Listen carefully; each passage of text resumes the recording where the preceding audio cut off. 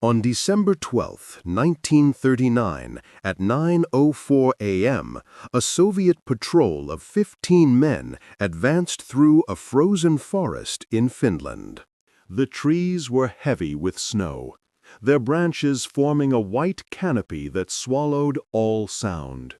The temperature was -40 degrees Celsius. Their heavy, dark wool coats were stiff, cracking like old leather with every movement. Their breath, stolen by the Arctic air, turned to instant ice on their scarves.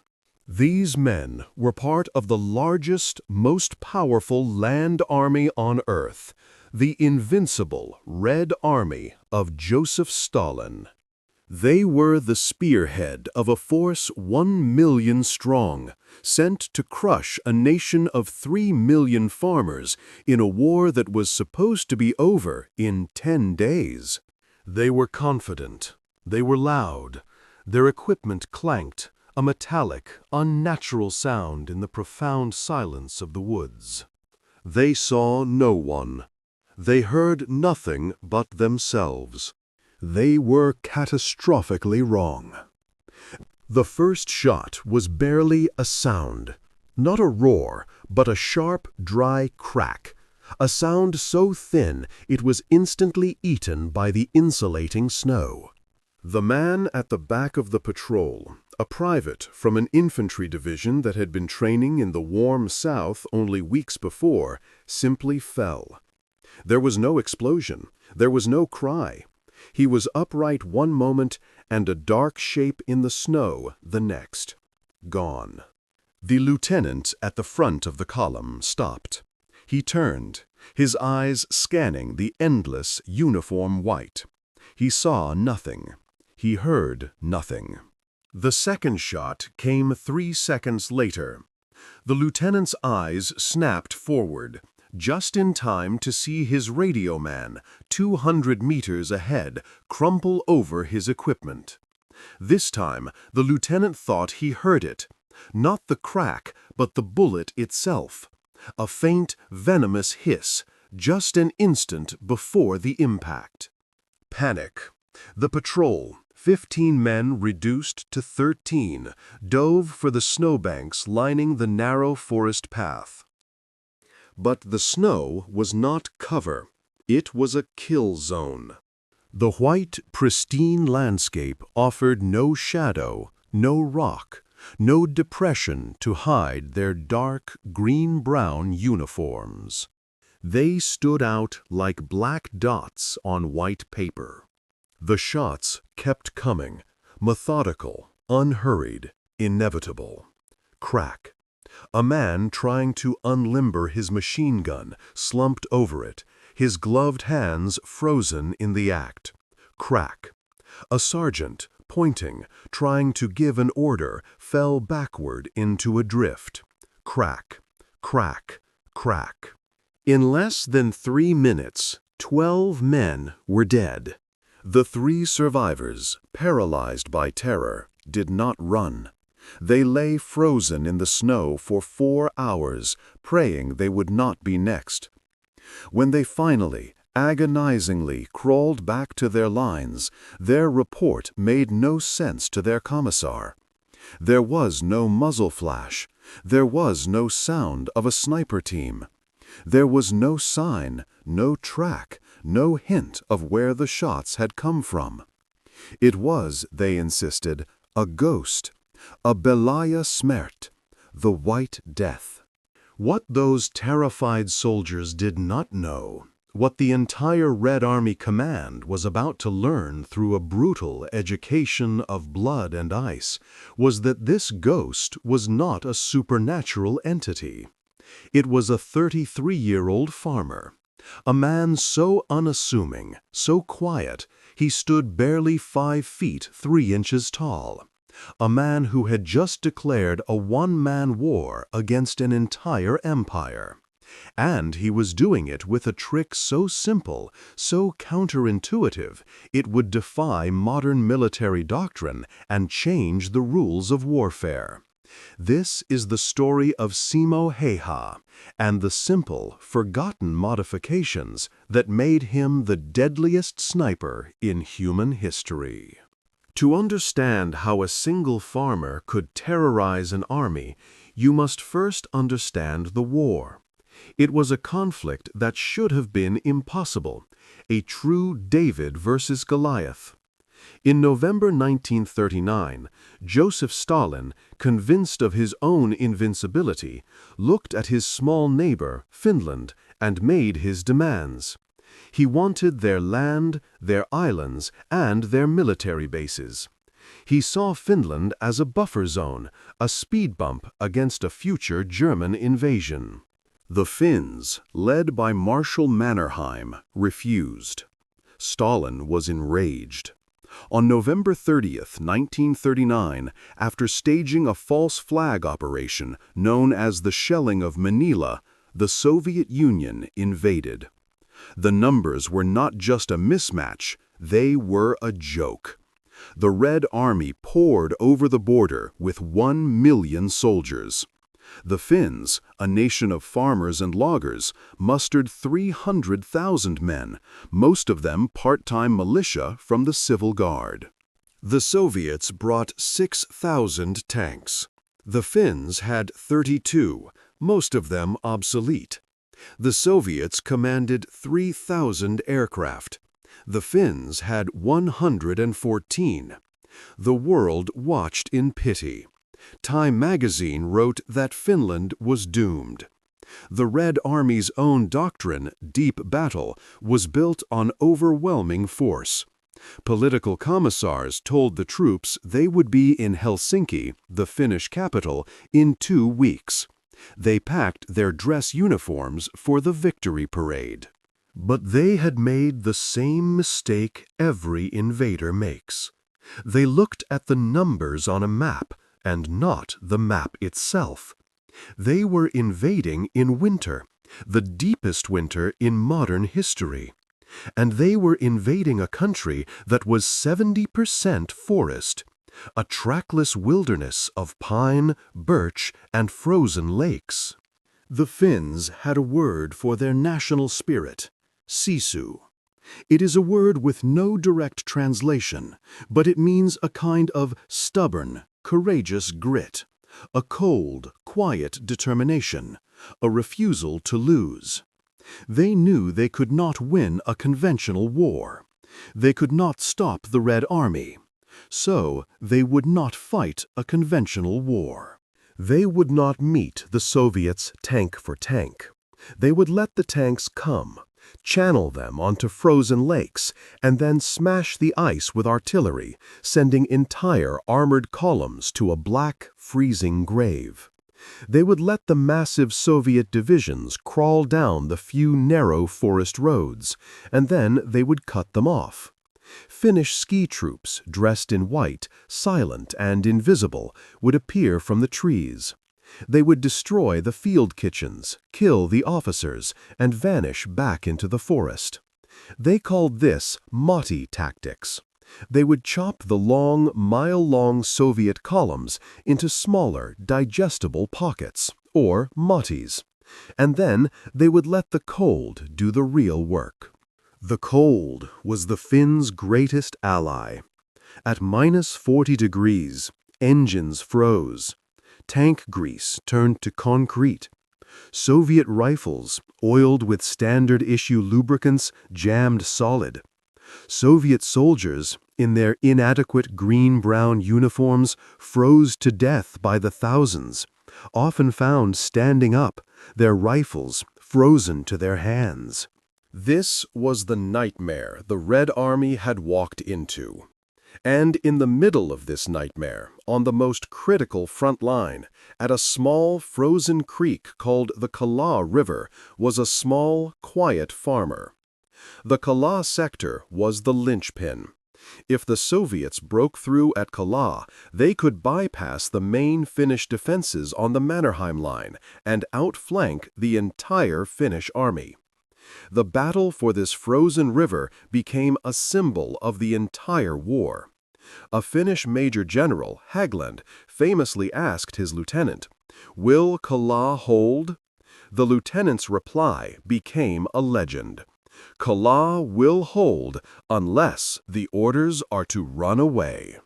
The man tasked with holding that line, a soldier in the 6th Company of Infantry Regiment 34, was Simo Häyhä. He was not a career soldier.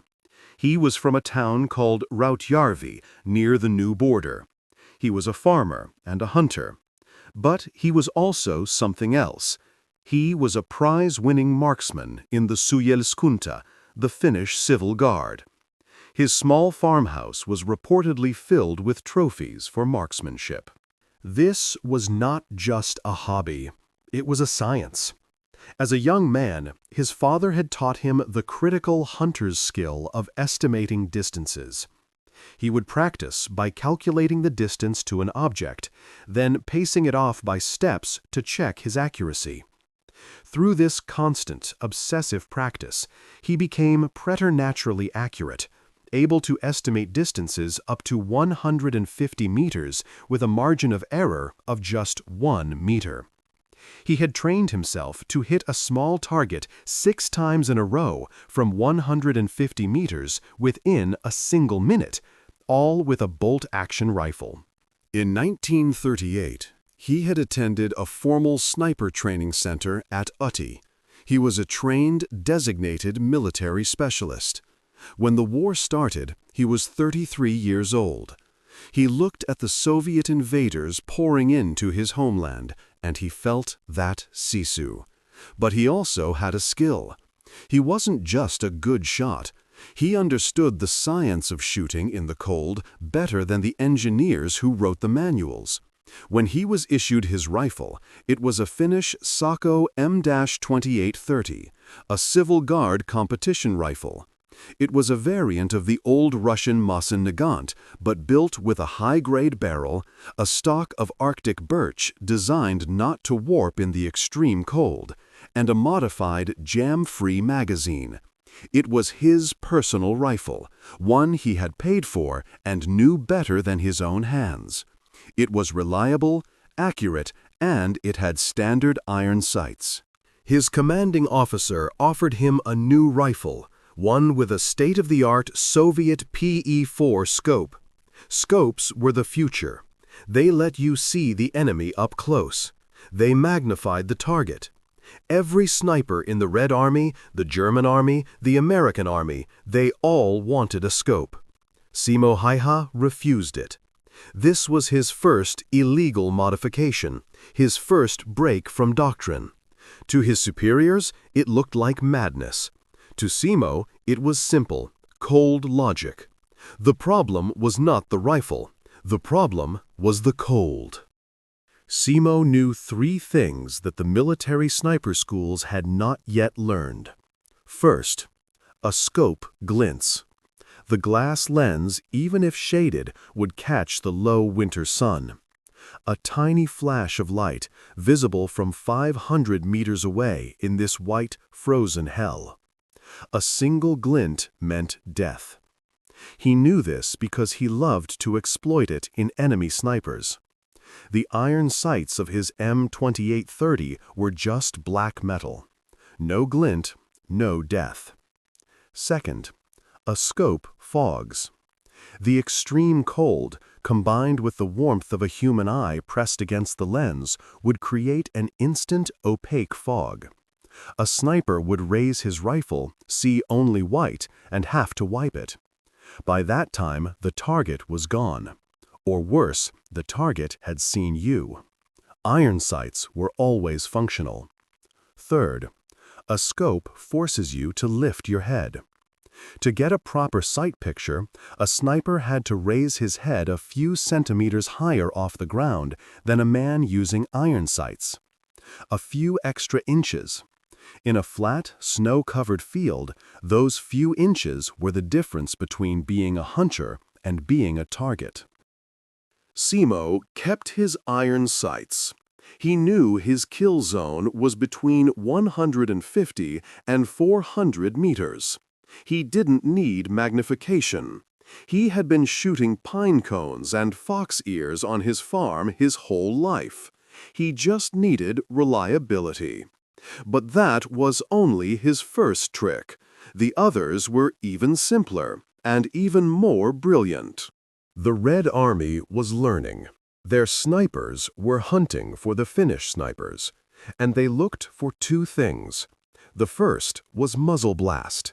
When a high-powered rifle is fired, it kicks up the snow in front of the barrel. It is a small, sudden poof of white. To a trained counter-sniper, it is a massive "shoot here" sign. Simo's solution was meticulous. He didn't just find a spot, he built a position. He would spend an hour packing down the snow in front of his rifle, creating a dense mound. This served as a steady brace for his rifle. But then he did something else. He would pour water onto the snowbank and let it freeze into a solid block of ice. When he fired, this solid ice barrier absorbed the entire muzzle blast. The snow wouldn't move. There was no poof. There was only that thin, sharp crack, and then silence. The second thing they looked for was breath. At -40 degrees, a human's hot breath hangs in the air like a cloud of smoke. A sniper, lying in wait, breathing heavily from tension or exertion, might as well be sending up smoke signals. Simo's solution for this was so simple it was genius. He kept his mouth full of snow. He would lie in his frozen nest for hours with a packed ball of snow under his tongue. It cooled his breath inside his body. When he exhaled, the air was already the same temperature as the outside. There was no fog, no cloud, no signal. Think about this. An enemy sniper is looking for Simo. He is scanning the horizon with his high-powered, glinting scope. He is looking for a head raised too high. He is looking for the poof of snow. He is looking for the fog of breath. And Simo Häyhä has none of it. He has no scope to glint. His head is lower than the enemy's. His muzzle blast is absorbed by ice. His breath is invisible. He was, for all intents and purposes, a ghost. He had used the simple logic of a farmer, the logic of a man who lives with the cold, to become a perfect, invisible killing machine. If you believe the official story isn't the full truth, you're in the right place. We dig for the facts. Subscribe to Declassified History and activate the bell for our next investigation. And now he went to work. His routine was brutal. He would wake before dawn. He'd pack his white bread and sugar cubes for energy. He'd put on his multi-layered white camouflage suit. He'd grab his M2830 rifle, his Suomi KP31 submachine gun, and his skis. He would tell his unit, "I'm going hunting." He would ski alone, deep into no man's land, often behind the Soviet lines. He'd find his spot, a gentle rise, a fallen log, and build his nest. He'd pack the snow. He'd pour the water. He'd put the snow in his mouth. And he would wait. He would stay in this position, often motionless, from before daybreak until after sunset. The cold would sink into his bones. Most men would shiver. Shivering ruins a shot. But Simo had Sisu. He became part of the snow. He was the winter. Then a target. A Soviet officer reading a map. 300 meters. Crack. A machine gun team setting up. 250 meters. Crack. A soldier running for cover. 350 meters. Crack. He never fired twice from the same spot if he could help it. He'd shoot, then use his skis to move, silently, 100 meters, find a new spot, and shoot again. The Soviets would blast his old position with artillery, killing nothing but trees, while Simo was already engaging them from their flank. At the end of the day, he would ski back to his lines. His commanding officer, a Lieutenant Utila, would ask him for the count. Simo, a quiet man, would just reply, 5. The next day, 8. The next day, 12. At first, the officers didn't believe it. The numbers were too high. They were impossible. No sniper gets 12 kills in a day. The doctrine said sniping was a slow, patient game of 1 or 2 kills. The numbers didn't match the manual. So they sent an observer with him. The observer came back at the end of the day, his face pale, shaking. He confirmed every single kill. The farmer wasn't lying. The numbers began to climb, recorded meticulously in unit diaries. The legend says he killed 25 soldiers on December 21st. The legend says he killed 38 on Christmas Day. The hard, documented reality is, in some ways, even more staggering. By December 22, 1939, after just 3 weeks of war, the regimental pastor A.J. Rantama recorded 138 sniper kills. By January 26, 1940, his acting company commander reported 199 sniper kills. On February 17, when he was awarded an honorary rifle, official sources cited 219 sniper kills. By March 7, the day after he was wounded, Chaplain Rantama's final tally was 259 confirmed kills made by rifle. This wasn't war, this was an extermination. The front line at Kola was a meat grinder. The Soviets had 12 divisions, over 160,000 men, trying to break through. The Finns had 4 divisions. They were outnumbered 4-1.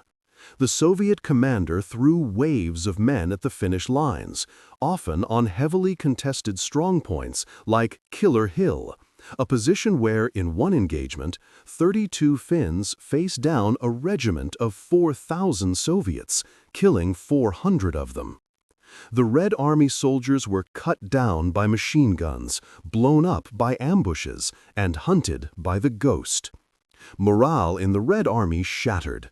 It is one thing to be killed by artillery.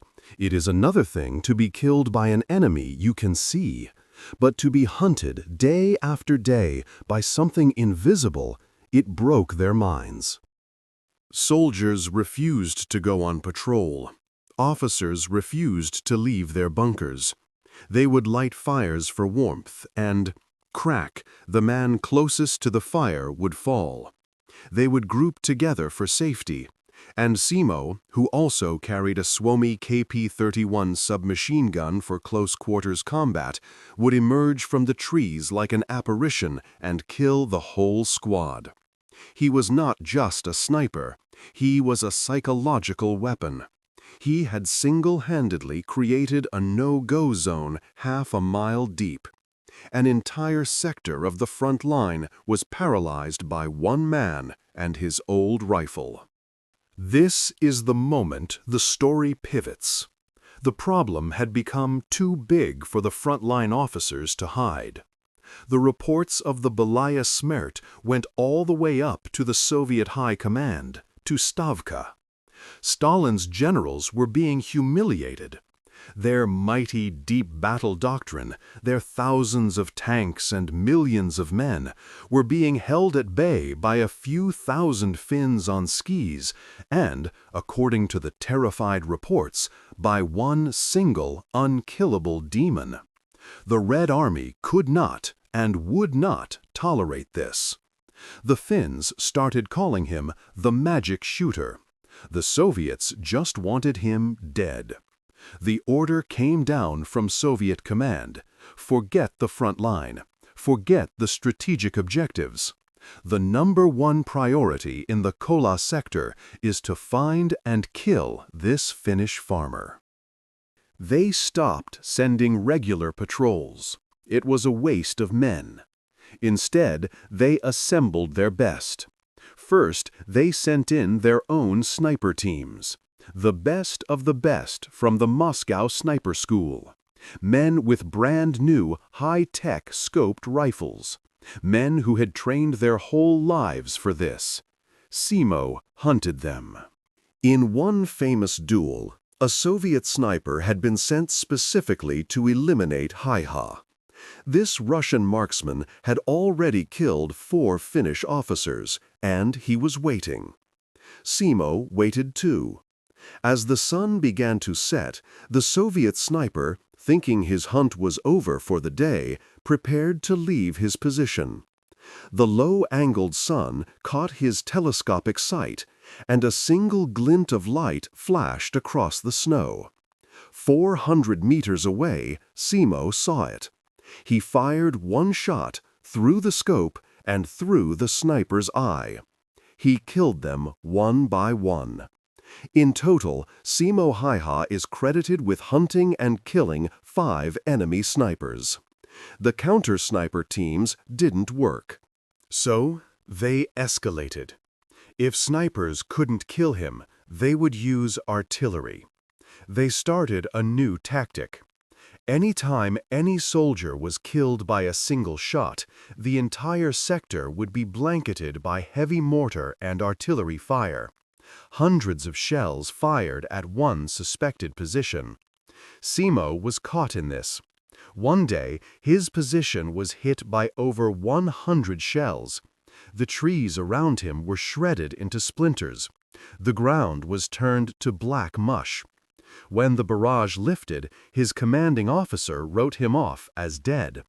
An hour later, Simo walked back to the dugout, covered in dirt, his white uniform torn. He had a few shrapnel wounds. He just nodded to his CO and said, "They were loud today." Then he went back out. The Red Army was now obsessed. They were desperate. This one farmer, this 5'3" ghost, was laughing at their technology, at their numbers, at their power. He had killed their best snipers. He had survived their artillery barrages. The Soviets had to try something new. While their snipers and artillery failed, Simo continued his other war. As an infantry section leader, he would lead his men on hit-and-run ski-borne assaults. They would sneak, as one account details, under the shelter of rocks and juniper bushes near the Ruskies' campfire. They would see the Soviets eating, their boots off, drying their foot wraps. Then Simo and his men would open up with Suomi submachine guns and light machine guns. The result was mass panic and mass casualties. It was in these chaotic, close-quarters firefights that Simo racked up his other tally. It was impossible to count these kills officially, but his commanders and comrades estimated he killed an equal number with his submachine gun as he did with his rifle. His division commander, Antero Svensson, credited him with 219 rifle kills and an equal number of kills by submachine gun.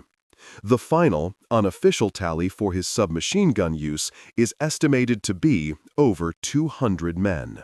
The psychological terror the White Death inflicted was now more devastating than the physical damage.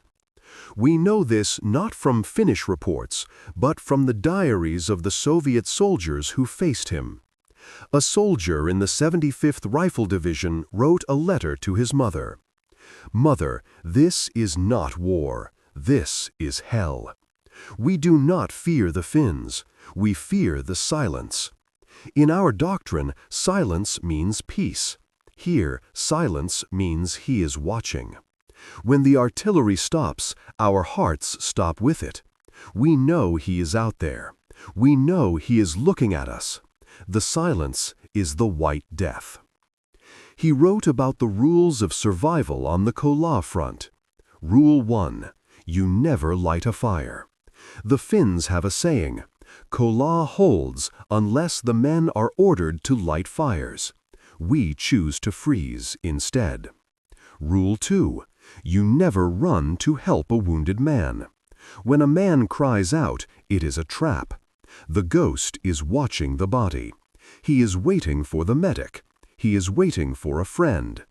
We leave our friends to die, or we die with them. Rule 3. You never group up, but you never walk alone. Both are death. Mother, I am not afraid of dying. I am afraid of waiting to die. This was the ripple effect of Simo's small tricks. His refusal of a glinting scope, his ice block to hide his muzzle blast, his mouthful of snow to hide his breath. These were not just tactics. They were psychological torture. He had systematically removed every sign that a human being was hunting them. He had become an invisible, elemental force of the winter itself. He was the cold. He was the silence. He was the White Death. The Soviet command was now in a state of total panic. Their elite snipers had failed. Their artillery barrages had failed. Their frontline soldiers were on the verge of mass mutiny. The entire Kola front, a vital strategic objective, was being held at a standstill, not by the Finnish army, but by the legend of one single farmer. Stalin's generals had one last, desperate option. If you cannot kill the man with precision, you kill everything with brute force. The order was given: grid square removal. The Red Army was no longer aiming at anything. They were going to systematically erase the entire forest, 1 square kilometer at a time. They brought in their heaviest guns, 100mm howitzers and heavy mortars. They stopped waiting for a Finnish attack. They just fired. All day, all night. They turned the pristine white forests of Kola into a black, splintered moonscape. The Finns called it the Kola Holocaust. They were firing tens of thousands of shells a day. Simo Häyhä kept hunting. The shelling made it harder, but it also made it easier. The sound of the constant explosions masked the sound of his own rifle. He moved through the craters, a ghost in a shattered landscape. His tally kept climbing. By early March 1940, in less than 100 days, Simo Häyhä's official, confirmed sniper kill count was 259. When combined with his estimated 200-plus submachine gun kills, his total sin list, as he called it in his own memoir, was around 500 men. Later analysis would settle on the staggering figure of 505. 505 men killed by one man in 100 days. That is an entire battalion killed by one man with iron sights. He was, without any doubt, the most effective soldier on earth. The Finnish High Command recognized this. They promoted him from corporal to second lieutenant. It was the single fastest battlefield promotion in Finland's history. They gave him a custom-made presentation-grade Psako M2830 rifle, engraved with his name. He was a national hero. And the Red Army just wanted him gone. March 6, 1940, the 100th day of the war. The Soviets were launching their final, desperate, all-out offensive at Kola. Simo was not in a sniper's nest. The battle was too fluid, too chaotic. He was where he was often needed, leading his squad as a group leader in a desperate counterattack, his Suomi submachine gun in his hands. This was not a quiet hunt. This was a full-scale battle.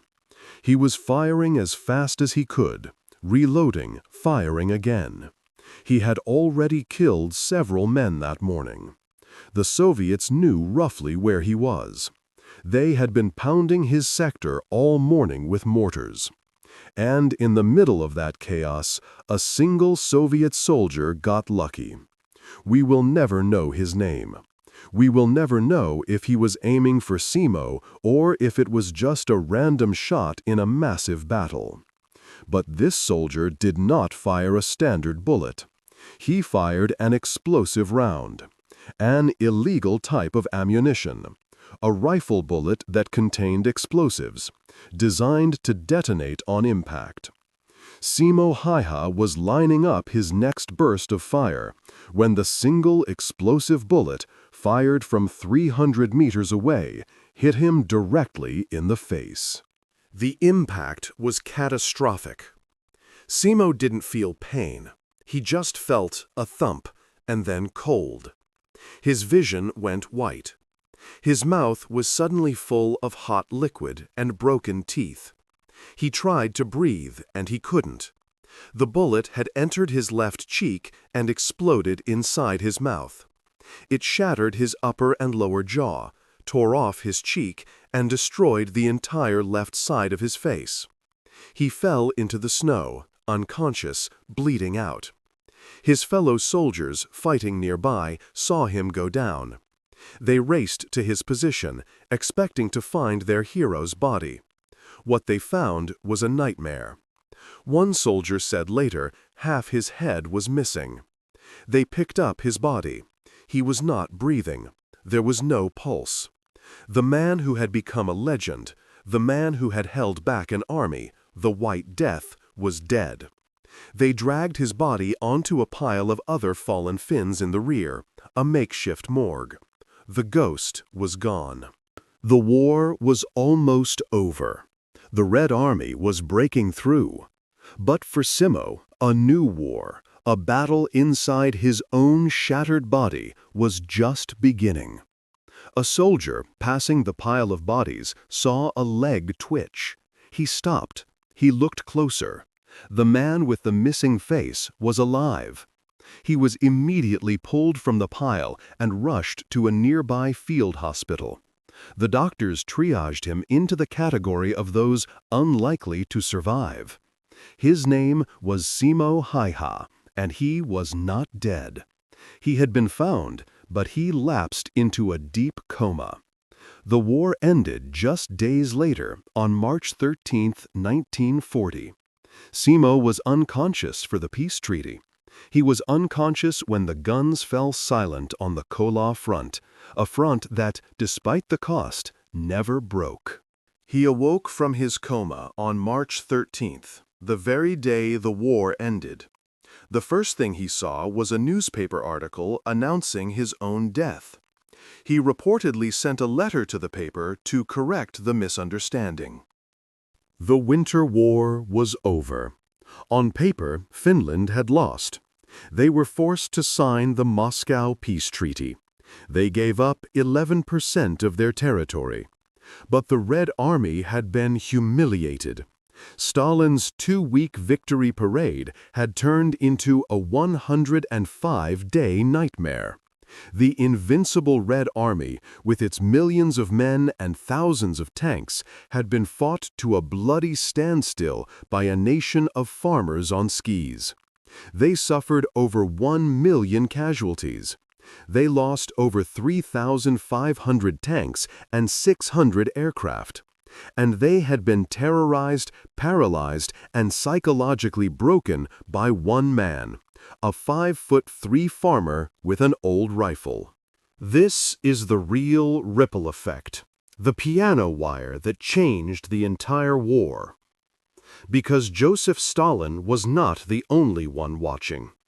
In Berlin, Adolf Hitler watched the Red Army's pathetic failure in Finland.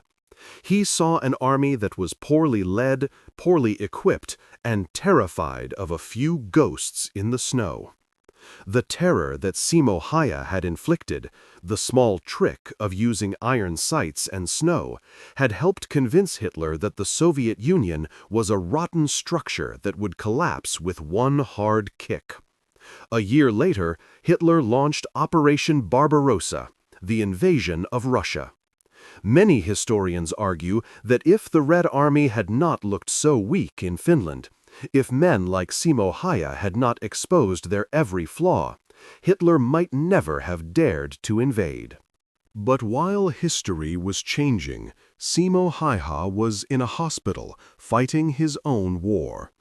His injuries were so severe doctors didn't know where to begin. He went through 26 separate agonizing surgeries. They had to rebuild his face from scratch. They took bone from his hip to create a new jaw. They took skin from his thigh to create a new cheek. He was in the hospital for 14 months. His medical journey, detailed in his memoir, took him from the field hospital to the Kinkoma Central Finland Sanatorium, and then to the Mehiläinen Hospital in Helsinki. He spent years recovering. When he emerged, he was a different man. The left side of his face was permanently scarred, disfigured. The White Death now carried the mark of the war on his own face. But he was a hero.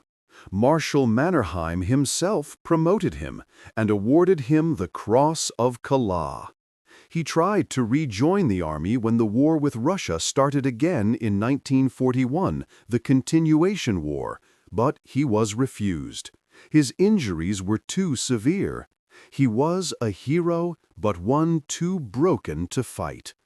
So what happens to a man who was the deadliest soldier in the world when the war is over?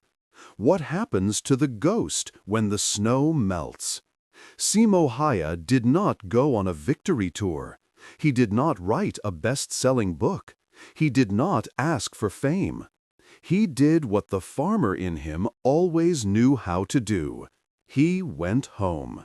He was given a small farm in a new town, since his old one was now in Soviet territory. He spent the next 50 years doing exactly what he did before the war. He bred hunting dogs. He became one of Finland's most successful moose hunters. His skill, his Sisu, his understanding of the wild, it never left him. He was a quiet man, a humble man. He rarely spoke of the war. When young reporters would find him decades later and ask him how he became the White Death, he would just shrug. When they asked him if he felt remorse for killing over 500 men, his reply was pure, cold farmer's logic. I did what I was told to do, and I did it as well as I could. In 1998, a journalist asked him the secret to his success. What made him so good? Simo, then 92 years old, gave a one-word answer: practice. The experts, the engineers, the doctrines, they all said the future was the high-tech telescopic sight. Simo saw a glinting target. The experts saw doctrine. Simo saw snow. The experts saw regulations. Simo saw survival. Simo Häyhä died in 2002 at the age of 96.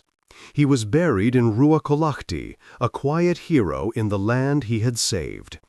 He remains, to this day, the deadliest sniper in human history. That is how wars are truly fought. Not always by grand strategies or massive armies, but by the quiet Sisu of individuals.